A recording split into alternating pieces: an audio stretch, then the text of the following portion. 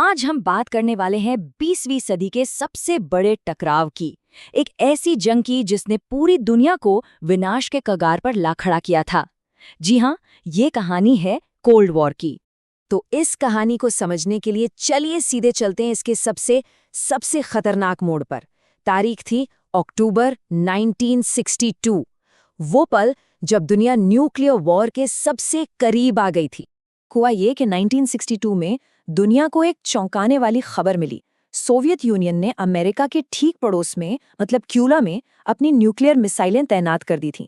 ये जो top secret CIA map है ना, ये दिखाता है कि कैसे पहली बार पूरा का पूरा अमेरिका सीधे सीधे परमाणु हमले के निशाने पर था। अब माहौल इतना बिगड़ गया कि टकराव तो लगभग तय ही लग रहा था। एक तरफ अमेरिकी प्रेसिडेंट केनेडी ने क्यूबा की नेवल ब्लॉकेड यानी नौसैनिक घेराबंदी का ऑर्डर दे दिया और दूसरी तरफ सोवियत जहाज सीधा उसी घेराबंदी की तरफ बढ़ रहे थे। सोचिए, इस टकराव की आशंका से ही पूरी दुनिया की सांसें अटक गई थीं।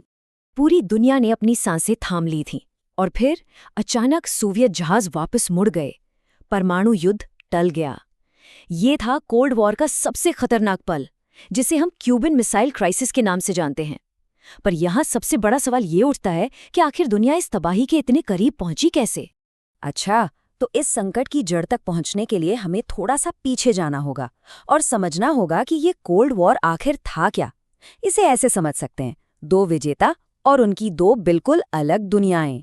तो बात शुरू होती है 1945 से, जब दूसरा विश्व युद्ध खत्म हुआ। तब दुनिया के नक्शे पर दो नए सुपर पावर्स उभरे, एक तरफ अमेरिका और दूसरी तरफ सोवियत यूनियन। ये जो तस्वीरें हैं, ये उन्हीं की जीत की कहानी कहती हैं। लेकिन बात ये थी कि ये दोनों विजेता एक दूसरे से बिल्कुल अलग थे। उनके बीच विचारों की, आइडियोलॉजी की एक बहुत गहरी खाई थी। देखिए, ये लड़ाई सिर्फ जमीन या ताकत की नहीं थी। नहीं, ये तो दो अलग अलग दुनियाओं की लड़ाई थी। एक तरफ था अमेरिका का लिबरल डेमोक्रेसी और कैपिटलिज्म, और दूसरी तरफ सोवियत यूनियन का सोशलिज्म और कम्युनिज्म। और इसी टकराव को, इसी तनाव को नाम दिया गया कोल्ड वॉर।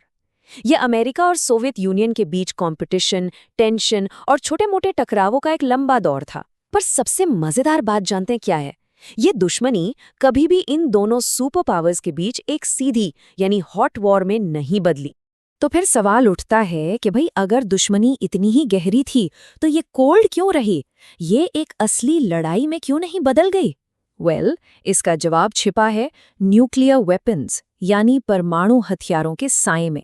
हाँ, ये बहुत ही जरूरी सवाल है कि आखिर इतने कट्टर दुश्मन होते हुए भी उन्होंने एक दूसरे से सीधी जंग क्यों नहीं की। इसका जवाब तो असल में दूसरे विश्व युद्ध के अंत में ही मिल चुका था। 1945 में जब हिरोशिमा पर एटम बॉम्ब गिरा तो दुनिया ने तबाही का एक ऐसा भयानक मंजर देखा जो किसी ने सोचा भी नहीं था। और सुनिए, ये तो सिर्फ शुरुआत थी। 1950s आते आते दोनों ही सुपर पावर्स थर्मोन्यूक्लियर हथियार बना रहे थे। ये वो हथियार थे जो जापान पर गिराए गए बमों से 1000 गुना, जी हाँ, 1000 गुना ज्यादा तबाही मचा सकते थे। और बस इसी डर ने एक नई सोच को जन्म दिया, जिसे कहते हैं लॉजिक ऑफ डेटरेंस या निवारण का तर्क। इसका मतलब बड़ा सीधा था।